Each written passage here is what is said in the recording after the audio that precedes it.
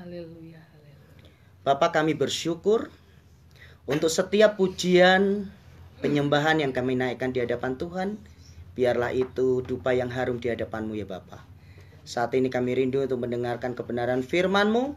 Mari Roh Kudus, Kau pimpin hamba-Mu, sehingga yang keluar dari lidah bibir hamba-Mu bukan hikmat manusia, tetapi hikmat yang berasal dari surga. Terima kasih, terpuji nama-Mu Bapa kekal selamanya, dalam nama Tuhan Yesus. Amin. Iya. Haleluya. Salam semuanya. Shalom. Suara saya pastinya agak beda ya saudara, karena memang beberapa hari ke belakang ini mungkin karena cuaca di Bandung lagi dingin banget ya, perubahan cuaca ya saudara ya. Jadi agak pilek gitu saudara, tapi ini tidak menghalangi saya untuk tetap menaburkan kebenaran firman Tuhan. Nah saudaraku yang dikasih Tuhan, hari ini saya akan berbicara tentang pertolongan di tengah kemustahilan. Haleluya ya. Pertolongan di tengah kemustahilan. Kenapa saya katakan di tengah kemustahilan? Karena sebuah kisah yang hari ini hendak saya sampaikan, dan kita akan mengambil kebenaran-kebenaran di dalamnya adalah sesuatu yang luar biasa. Bagaimana anak-anak Tuhan yang tetap setia di tengah-tengah menghadapi tekanan, di tengah-tengah menghadapi aniaya, mereka tetap setia untuk tidak menyangkal imannya. Dalam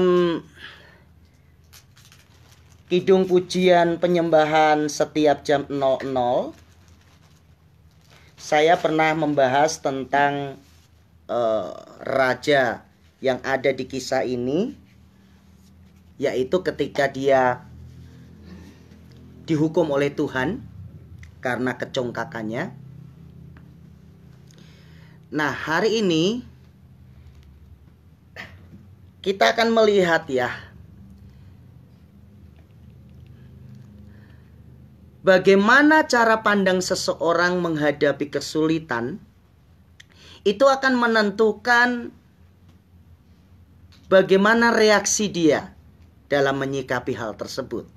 Ya, bagaimana cara pandang seseorang menghadapi kesulitan itu akan menentukan bagaimana reaksi dari orang tersebut. Mari kita melihat pertolongan di tengah kemustahilan. Kisah Para Rasul pasalnya yang ke-12. Sesuai dengan komitmen saya bahwa setiap hari Minggu saya pasti akan mengambil tema. Kalau minggu yang lalu dari Perjanjian Lama, maka minggu ini dari Perjanjian Baru. Sehingga nanti semuanya yang ada di dalam Alkitab yang saudara miliki, kita akan sama-sama untuk membahasnya. Haleluya. Kisah Para Rasul pasalnya yang ke-12. Kita akan melihat dari ayat yang pertama. Lembaga Alkitab Indonesia memberikan judul perikop Yakobus mati, Petrus dilepaskan dari penjara. Sedangkan tema yang saya berikan hari ini adalah pertolongan di tengah kemustahilan. Kira-kira pada waktu itu Raja Herodes mulai bertindak dengan keras terhadap beberapa orang dari jemaat. Jadi pengikut Tuhan Yesus mulai mendapatkan tekanan-tekanan, saudara. Ia menyuruh membunuh Yakobus, saudara Yohanes, dengan pedang. Ketika ia melihat bahwa hal itu menyenangkan hati orang Yahudi, ia melanjutkan perbuatannya itu dan menyuruh menahan Petrus. Waktu itu hari raya roti tidak beragi. Nah, jadi Raja Herodes inilah raja yang ketika dia berpidato, lalu rakyatnya yang adalah para penjilat itu berkata, ini bukan suara manusia, ini suara Tuhan. Itu dia ditampar malaikat lalu mati dimakan cacing itu loh saudara. Ya Raja Herodes ini ya saudara ya. Jadi kelakuan Raja Herodes ini, dia memang mencari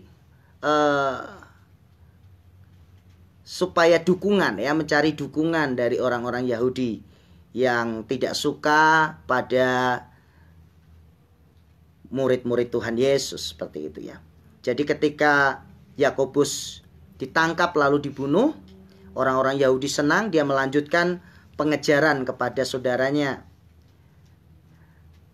Kemudian ditangkaplah Petrus ya. Setelah Petrus ditangkap, jadi para rasul ini mulai satu persatu ditangkap ya saudara ya. Setelah Petrus ditangkap, Herodes menyuruh memenjarakannya di bawah penjagaan 4 regu. Wah, jadi ini sebuah pengamanan yang sangat luar biasa ya saudara ya. Setelah Petrus ditangkap, Herodes menyuruh memenjarakannya di bawah penjagaan 4 regu. Masing-masing terdiri dari 4 prajurit. Maksudnya ialah supaya sehabis Paskah ia menghadapkannya ke depan orang banyak. Jadi Petrus ditarget untuk dibunuh setelah berhasil membunuh Yakobus. Demikianlah Petrus ditahan di dalam penjara. Perhatikan baik-baik ayat ini. Tetapi jemaat dengan tekun mendoakannya kepada Allah. Ayat ini penting loh saudara.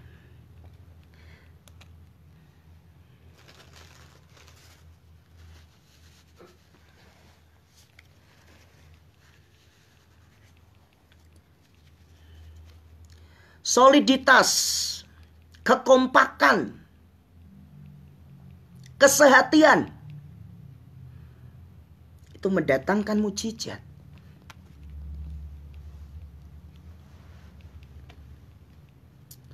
Itulah sebabnya saya sebagai hamba Tuhan selalu mengingatkan, apa sih yang menyebabkan umat Tuhan itu harus bentrok satu dengan yang lain? Sebenarnya kalau mau jujur, itu hanya karena ego masing-masing saudara.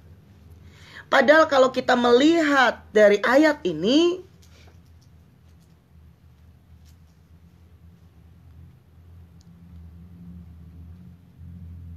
tetapi jemaat dengan tekun mendoakannya kepada Allah. Jemaat sudah tahu nih, nasib yang akan dialami oleh Petrus pasti nggak jauh-jauh beda dengan yang dialami oleh Yakobus. Kalau Yakobus mati dengan pedang, maka kira-kira Petrus juga pasti nasibnya nggak jauh beda. Tetapi luar biasanya mereka tekun mendoakan pemimpinnya. Mereka yakin sekalipun tidak mungkin ada pertolongan, karena penjagaan begitu ketat, pengawalan begitu maksimal. Tetapi luar biasa di sini adalah tetapi jemaat dengan tekun mendoakannya kepada Allah. Inilah yang saya ajarkan kepada jemaat. Tekun saling mendoakan satu dengan yang lain. Karena kekuatan doa itu sangat luar biasa.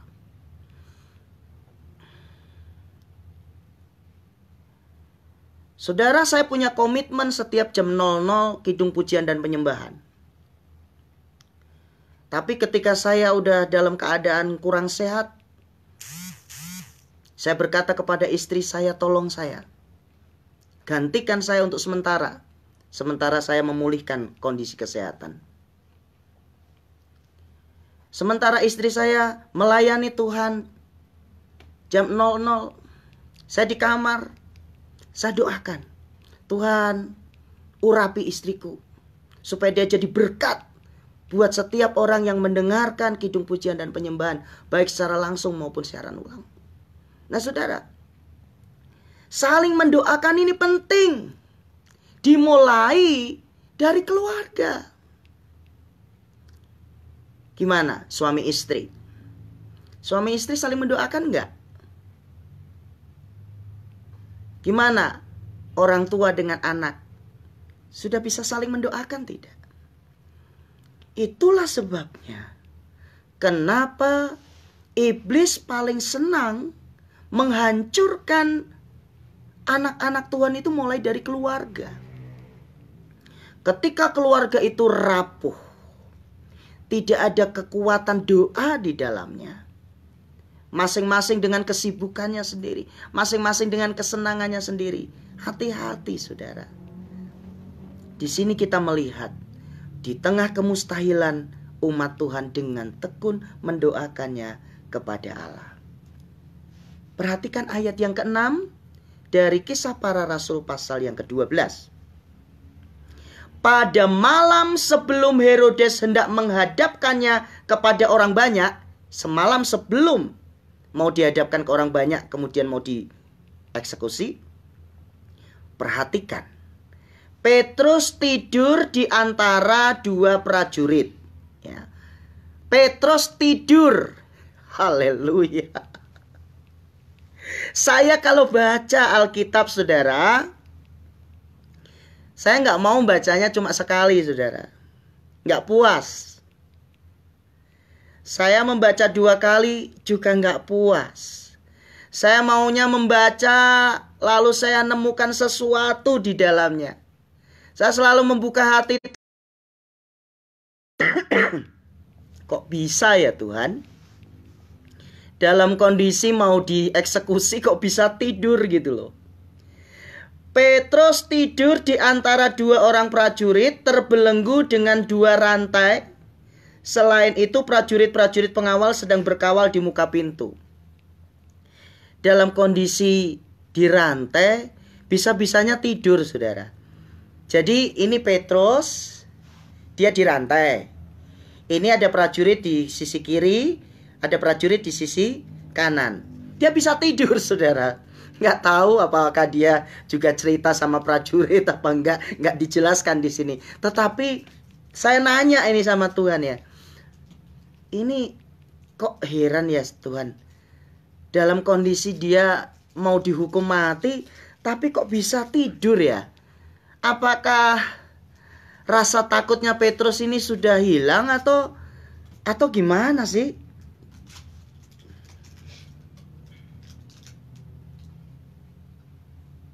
Ternyata jawabannya enggak tuh saudara.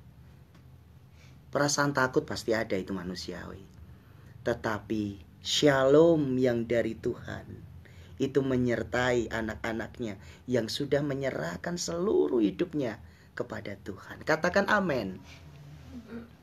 Dalam segala keadaan, kalau kita percaya akan perlindungan Tuhan, kita percaya akan pemeliharaan Tuhan, waktunya tidur saudara.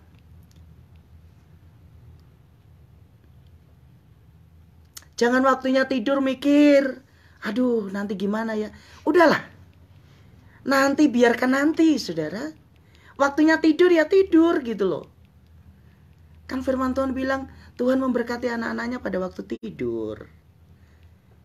Artinya justru ketika kita tidur, apa yang sudah kita kerjakan ketika kita bangun, itu diberkati oleh Tuhan. Gitu loh saudara. Jadi jangan sampai saudara nggak bisa tidur karena banyaknya pikiran. Jangan saudara ya. Tapi percayakan semuanya kepada Tuhan. Nah, perhatikan baik-baik. Tiba-tiba berdirilah seorang malaikat Tuhan dekat Petrus dan cahaya bersinar dalam ruangan itu. Berarti di ruangan itu gelap ya saudara ya. Kemudian ada cahaya yang bersinar. Malaikat itu menepuk Petrus untuk membangunkannya. Katanya, bangunlah segera. Perhatikan baik-baik. Maka gugurlah rantai itu dari tangan Petrus. Nah,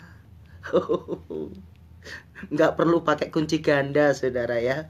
Kalau malaikat yang sudah tepuk ini, ya mau rantai sebesar apa juga terlepas saudara ya. Siapa mau melawan malaikat kan saudara? Haleluya. Lalu kata malaikat itu kepadanya, ikatlah pinggangmu dan kenakanlah sepatumu. Ia pun berbuat demikian. Lalu malaikat itu berkata kepadanya, kenakanlah jubahmu dan ikutlah aku. Jadi Petrus ini pantas saudara kalau begitu berani untuk mengabarkan Injil saudara ya. Karena dia memang punya pengalaman supranatural yang luar biasa. Orang kalau sudah punya pengalaman pribadi bersama dengan Tuhan saudara, orang ini gak akan gampang menyerah.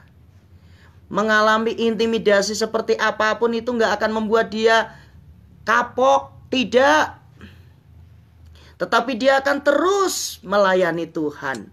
Karena justru di tengah penganiayaan, justru di tengah tekanan, disitulah kemuliaan Tuhan, kuasa Tuhan dinyatakan. Bayangkan, di tengah tangannya terikat dengan rantai besi, Tuhan memberikan shalom sampai dia tidur, yang bangunkan malaikat. Haleluya. Wah, luar biasa sekali nih Petrus ini saudara ya, luar biasa. Dia punya pengalaman spiritual bersama dengan Tuhan itu luar biasa. Lalu ia mengikuti malaikat itu keluar dan ia tidak tahu bahwa apa yang dilakukan malaikat itu sungguh-sungguh terjadi. Sangkanya ia melihat suatu penglihatan. Ya saking apa ya? Atau mungkin karena dia tidurnya nyenyak, dibangunkan malaikat, semua yang terjadi real dianggap penglihatan gitu ya. Namanya juga lagi asik-asiknya. Kalau anak zaman now bilangnya lagi PW ya, posisi wena gitu ya kira-kira ya. Sekalipun dia lagi dalam kondisi dirantai, tapi karena dia punya sukacita bersama dengan Tuhan, akhirnya dia bisa lewati semua itu dengan ketenangan. Setelah mereka melalui tempat kawal pertama, perhatikan. Dan tempat kawal kedua, sampailah mereka ke pintu gerbang besi yang menuju ke kota. Lagi-lagi nih, yang pertama tadi, rantai yang membelenggu tangan Petrus hanya sekali tepuk oleh malaikat, rantai itu terlepas. Kemudian, berikutnya adalah, sampailah mereka ke pintu gerbang besi yang menuju ke kota. Pintu itu terbuka dengan sendirinya bagi mereka. Sesudah tiba di luar, mereka berjalan sampai ke ujung jalan dan tiba-tiba malaikat itu meninggalkan dia. Artinya adalah, ini adalah mukjizat. Pintu besi. Siapa yang bisa buka kalau yang gak punya kunci kan saudara? Pengawalannya begitu ketat. Prajurit-prajurit yang sudah dilatih sedemikian rupa.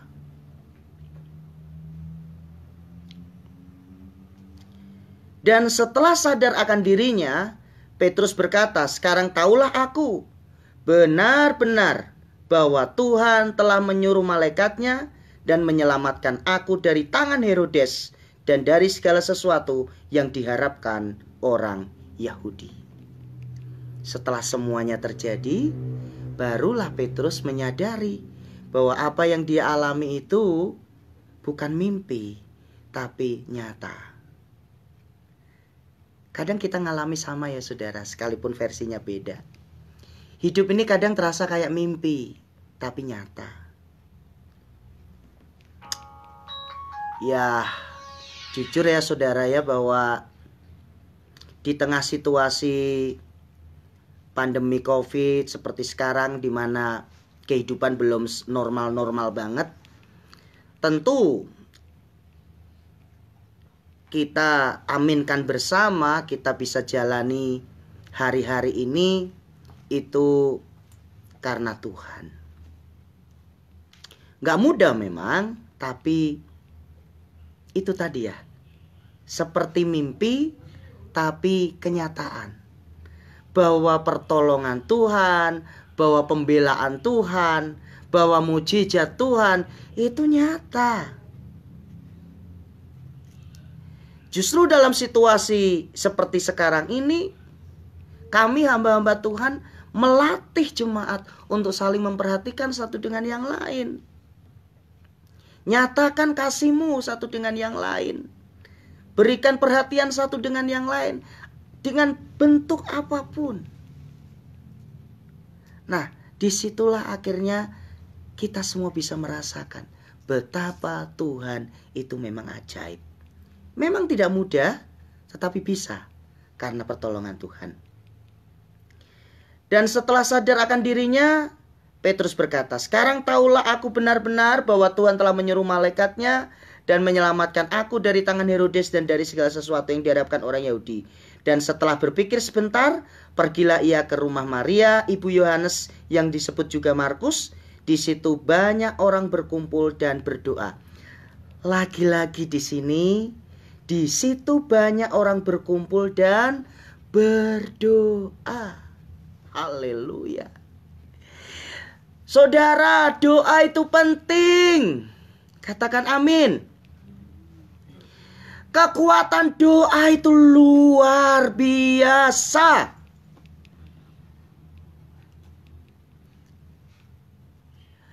Doa itu bisa membukakan pintu-pintu yang tertutup, saudara.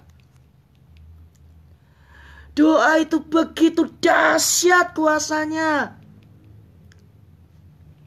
Itulah sebabnya, jika saat ini saudaraku sedang menghadapi masalah apapun juga bentuknya, jangan jemu-jemu untuk berdoa, saudara. Tingkatkan doamu.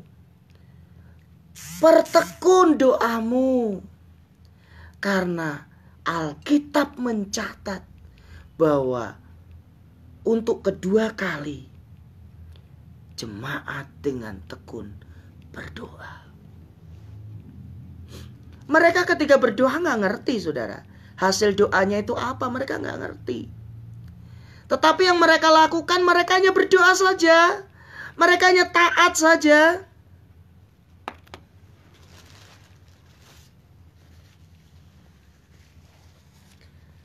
Pengalaman kami dalam pelayanan, saudara ya. Kadangkala Tuhan itu menguji loh. Kesetiaan kita itu sampai di mana.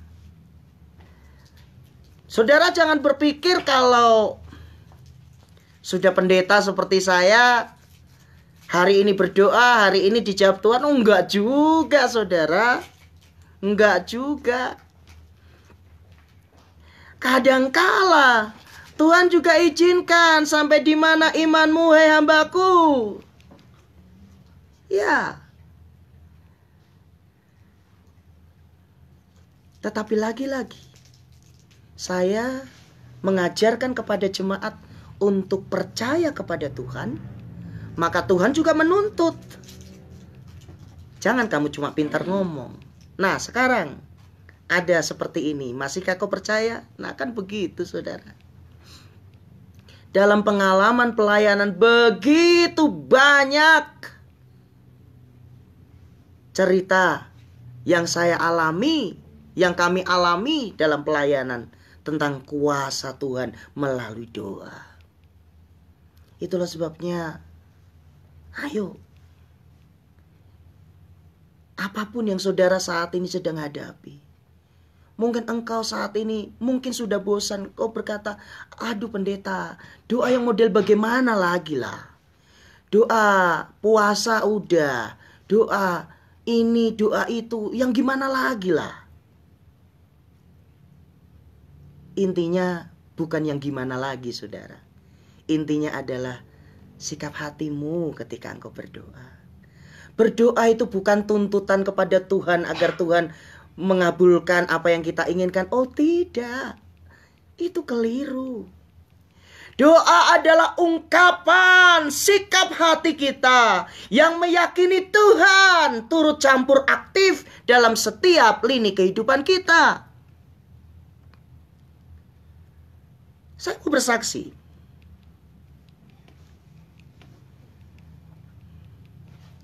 Hari ini saya bisa live streaming, itu hasil dari doa, saudara.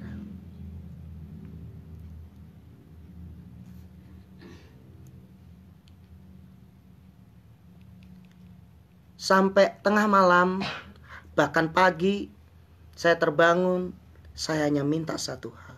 Tuhan, berikan hamba-Mu kekuatan untuk tetap menyampaikan kebenaran firman-Mu, karena ini adalah komitmenku untuk melayani Engkau, Raja di atas segala raja. Beri aku kekuatan. Sampai tadi pagi, saya masih lemah. Tetapi disitulah iman saya sedang diuji. Masih tetap percaya kepada Tuhan atau tidak? Istri sudah gelisah. Gimana nih, Hani? Bisa melayani enggak? Saya bilang pasti bisa. Saudara yang dikasih Tuhan, kekuatan kita adalah ketika kita tinggal dalam hadirat Tuhan. Sama seperti Petrus. Karena dia ada dalam hadirat Tuhan, sekalipun sedang dirantai tangannya, dia tidur, yang bangunin malah malaikat. Haleluya. Luar biasa Petrus ini. Yuk kita lanjutkan ayat yang ke-13 dari Kisah Para Rasul pasal yang ke-12. Dan ketika ia mengetuk pintu gerbang, datanglah seorang hamba perempuan bernama Rode untuk mengetahui siapa yang mengetuk itu. Ia terus mengenal suara Petrus, tetapi karena girangnya, ia tidak membuka pintu gerbang itu dan segera masuk ke dalam untuk memberitahukan bahwa Petrus ada di depan pintu gerbang. Saking girangnya, karena orang yang didoakan pulang dengan selamat, ini bukannya dibukain pintu, malah dia cepet-cepet balik kasih tahu teman-temannya. Kadang-kala kan begitu kan saudara. Jadi kadang-kala peristiwa-peristiwa yang sifatnya apa ya,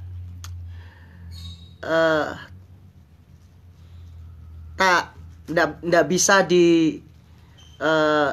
diatur gitu ya. Jadi saking sukacitanya gitu ya, ekspresinya langsung seperti itu ya saudara ya.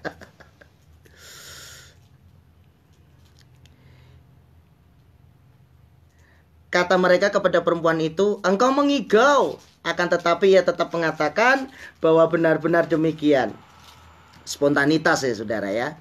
Kata mereka, itu malaikatnya. Nah, aduh, jadi bukan Petrus itu pasti malaikatnya itu gitu kan. Ya jelas-jelas loh Petrus itu ditangkap gitu kan. Tetapi Petrus terus-menerus mengetuk, dan ketika mereka membuka pintu dan melihat dia, mereka tercengang-cengang. Ya iyalah saudara, pasti tercengang-cengang. Karena nggak mungkin saudara, kalau sudah namanya masuk dalam penjara, dirantai, dijaga dengan ketat, ya pastilah nggak mungkin bisa bebas. Tapi kalau Tuhan sudah menghendaki, maka tidak ada yang mustahil. Tetapi Petrus memberi isyarat dengan tangannya supaya mereka diam. Lalu ia menceritakan bagaimana Tuhan menuntunnya keluar dari penjara. Katanya, beritahukanlah hal ini kepada Yakobus dan saudara-saudara kita. Lalu ia keluar dan pergi ke tempat lain. Pada keesokan harinya gemparlah prajurit-prajurit itu. Mereka bertanya-tanya apakah yang telah terjadi dengan Petrus. Herodes menyuruh mencari Petrus, tetapi ia tidak ditemukan. Lalu Herodes menyuruh memeriksa pengawal-pengawal itu dan membunuh mereka. Kemudian ia berangkat dari Yudea ke Kaisarea dan tinggal di situ. Jadi karena udah sakit hati, Raja Herodes ini akhirnya pengawal-pengawal yang tidak bersalah itu semuanya dihukum mati. Karena dianggap lalai, sehingga tawanan kabur. Padahal itu bukan karena kesalahan mereka. Ya itulah gambaran dari pemimpin yang lalim, pemimpin yang mau menang sendiri, pemimpin yang kejam. Tapi toh akhirnya ya itu tadi, seperti yang saya katakan di awal ya. Matinya ditampar malaikat, mayatnya dimakan cacing-cacing. Ya saudaraku yang dikasih Tuhan, tadi di awal saya katakan bahwa pertolongan Tuhan di tengah kemustahilan. Saya tidak tahu ya apa yang saat ini saudara sedang alami ya.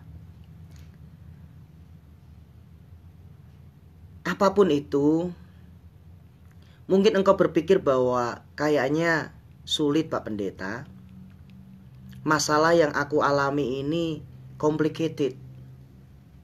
Jadi seperti benang kusut.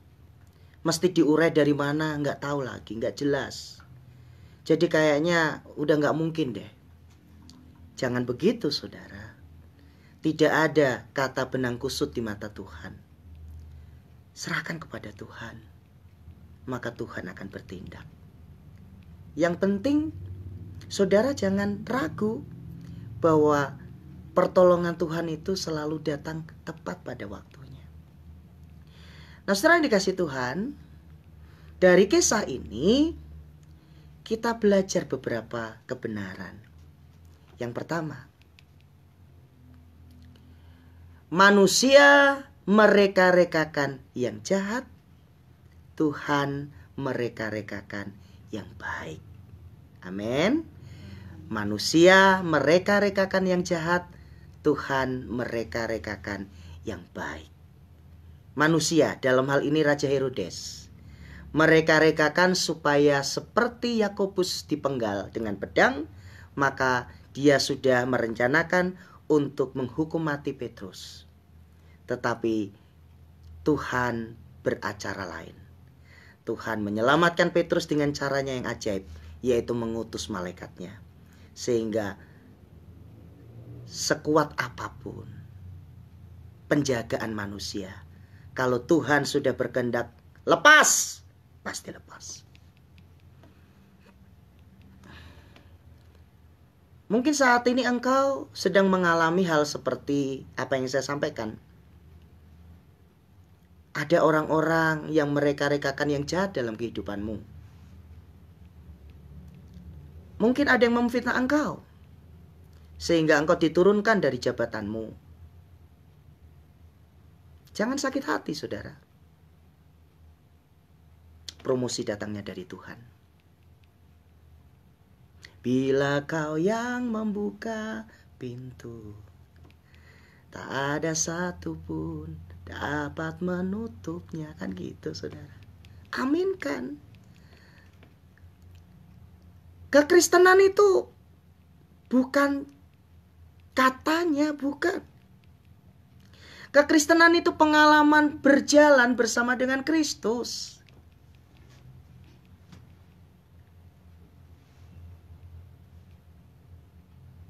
Apa yang saat ini engkau takutkan dalam hidup ini, saudara?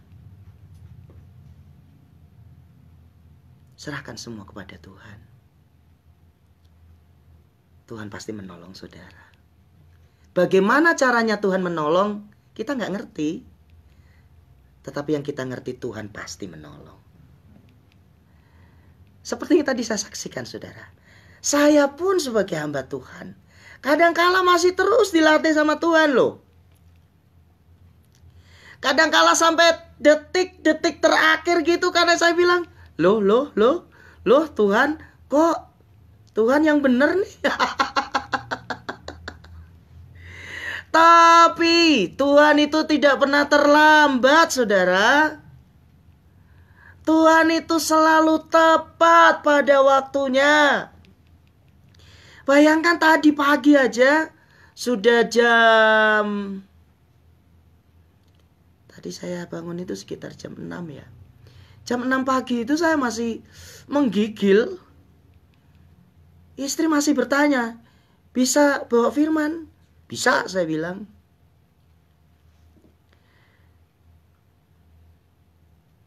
Itu kata-kata iman loh, saudara.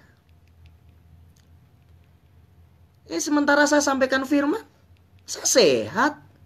Saya nggak ngerasain apa-apa, saudara. Haleluya. Sementara saya melayani, saya dijamah oleh Tuhan.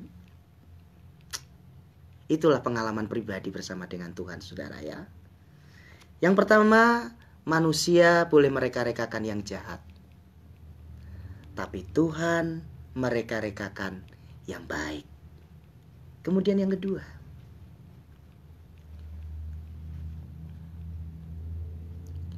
ketika engkau melihat semua pintu itu tertutup, artinya adalah bahwa sepertinya tidak ada pertolongan. Seperti yang dialami oleh Petrus ya. Dia dirantai, di bawah penjagaan 4 regu. Nggak mungkin kan? Justru disitulah Tuhan hadir secara pribadi. Jadi yang kedua ini saya dapatkan luar biasa, saudara. Yang kedua adalah mujizat terjadi justru di saat engkau sudah tidak bisa berbuat apa-apa. Katakan amin. Ketika engkau masih bisa berbuat ini dan itu, ya gimana mau ada mujizat? Kan masih bisa. Tapi kalau semua udah tidak bisa lagi, disitulah mujizat Tuhan terjadi. Disitulah pertolongan Tuhan itu terjadi. Sehingga ketika ada masalah, sebenarnya Tuhan sedang memperkenalkan dirinya kepada kita. Kamu ada masalah, aku datang menolongmu. Masalahnya kadang kita kan cuek sama Tuhan, saudara. Masa sih, Pak Pendeta? Ya iyalah. Manusia itu kecenderungannya gitu loh. Kalau semuanya baik-baik aja, ya nggak akan ingat Tuhan. Tapi kalau sudah mentok, ya mau kemana lagi? Apalagi kalau udah dalam kondisi nggak bisa apa-apa lagi. Misalnya sudah sakit parah begitu kan, saudara. Nafas sudah tinggal satu-satu pakai oksigen gitu kan. Mau punya uang segudang pun kalau bukan pertolongan Tuhan, lewat, saudara. Tapi kalau Tuhan masih berkenan untuk mujizatnya itu terjadi, berarti Tuhan masih punya rencana atas kehidupan saudara dan saya.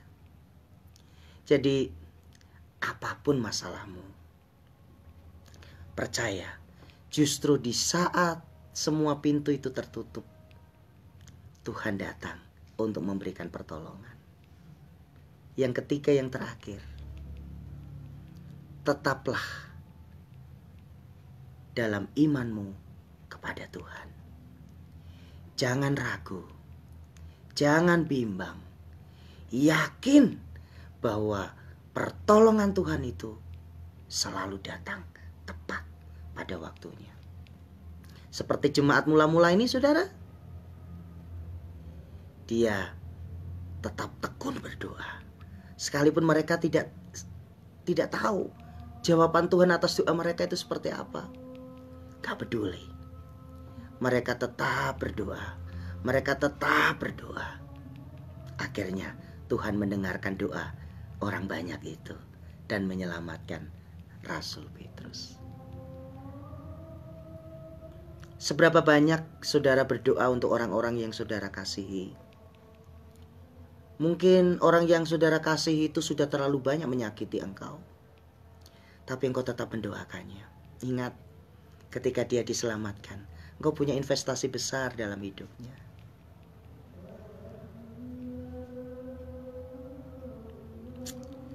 Luar biasa saudara ya.